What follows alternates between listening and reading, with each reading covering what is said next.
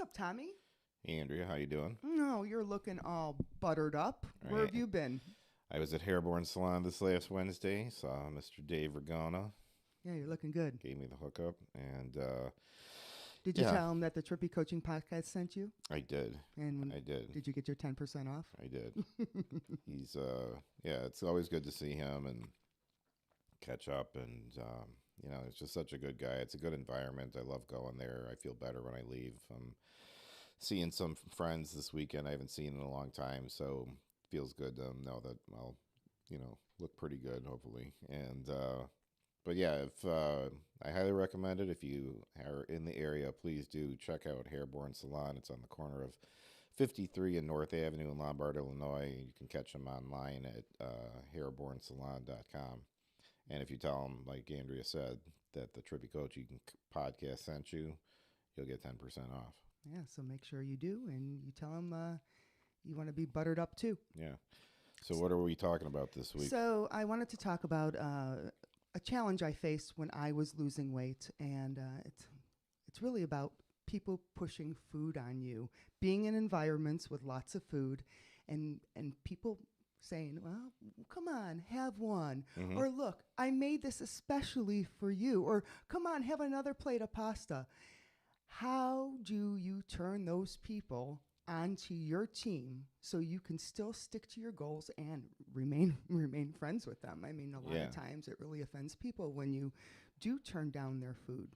Yeah, this is something I think is, most people encounter, but it's not something that you hear anyone talk about very much. I encountered this a lot during the times when I was dieting for a bodybuilding show, because people couldn't wrap their head around the fact that I couldn't have a beer. Not even a bite. Right. And I couldn't, have just one mozzarella stick or anything like that. I was on a very specific regimen that I could not deviate from at any cost, for 12 to 14 weeks.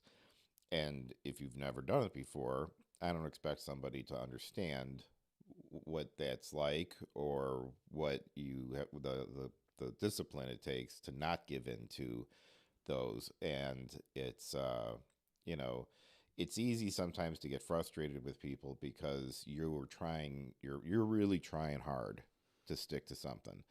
And then people are dangling it in your face and saying, oh, come on, it's just one, you can have just one. And you think they're doing it to sabotage you. Right, but they're not. And it's just they don't understand. So what could we do in these situations? Well, Let's kind of break down some of the various scenarios and then talk about how we can handle them. You have to consider the type of person that you're dealing with. Okay, again, that person may never have dieted a day in their life, and that's okay. But they're coming from a place of love, and they just don't understand that you have to, restrict yourself at times so that you can stay on your plan. Or maybe they're your grandma who makes that extra plate of pasta for you, that does it out of love. Or maybe you just have a different, like maybe you're vegan. And so you're just trying to stick to being vegan, and people are always, well, come on, why can't you have just this? Why can't you, what's gonna happen to you, Right. So it's not necessarily you're restricting yourself from things or anything.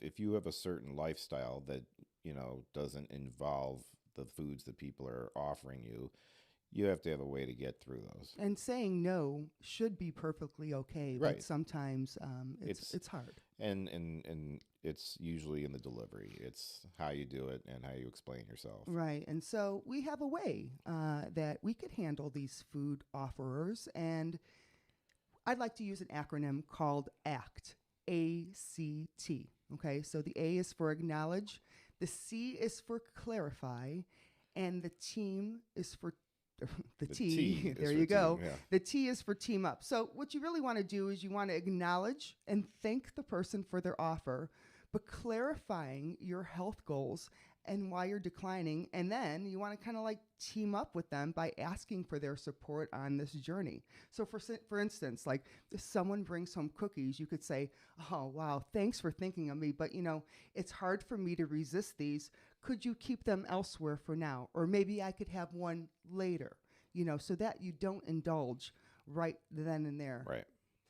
Yeah. And one of my methods I go to is the regift. sometimes I'll take it and I'll say thank you. And I know someone who, will be happy to have it, and so I'll give it to them, you know. So just pay it forward and give it to someone else. And it actually feels good to accept the gift and then to give it. Somebody's still going to enjoy it. And it's not like, and the sentiment of them giving it to you in the first place is certainly not lost on you by any means. So it's just the physical act of eating it doesn't necessarily have to happen. So, you can always give it away. Absolutely. So, next time you're in a situation when you're around people that maybe don't know that you're dieting or on a specific food plan. And when I use the word diet, I use it to mean like an eating plan, not like this restrictive thing. Yeah. But you are restricting yourself and showing discipline when you do say no to certain situations. And that's okay, because maybe you're saying yes. Well, when you say no to certain situations, you're saying yes to you. So, right. That's the name of the game. So remember, the next time you encounter a situation where food is offered, try the ACT strategy. Acknowledge the offer with gratitude. Clarify your health objectives to them, and then use these people for your support and accountability. So. And if they're not encouraging, they're probably wrestling with something inside of them that, they want to be on their own health journey, but they're not able to. It can be, they're not there yet. Yeah, sometimes you see somebody who in your mind is doing better than you in some way, and then, it either can bum you out or you can become resentful of that too. So I understand all sides of the whole thing, but you got to look out for yourself, and the ones who love you will understand. And remember, it's consistency over perfection. So, you don't have to say no in every situation. Right. You're not, unless you're dieting for a bodybuilding competition, no, or you're not training for the Olympics or anything here. It's okay, yes, once in a while, but it's really more about just, understanding and communicating with your friends and family and those who you're going to be out with. And, and another thing is I have clients who have these issues when they are out with doing business lunches. They go out on business lunches and they're trying their best to eat the best that they can at the restaurant that they're at and everything. Meanwhile, their client is like, yeah, but you got to have the steak or you got to have this, it's like, oh, come on, and it's like, and then that's a difficult situation people run into. And that's why we have strategies for when you are out with people like that to really control your eating. There's so many during meal strategies that we could implement. So that's a whole nother podcast too. Yeah. But again, I think, most of the time people will respect the fact that you're, sticking to your guns. So absolutely. So stick to your guns. Yeah. Get buttered up. Yes. and implement the control that you deserve to have. So we thank you. We thank all of you for listening. We thank all of you for giving us feedback on the shows that you've listened to.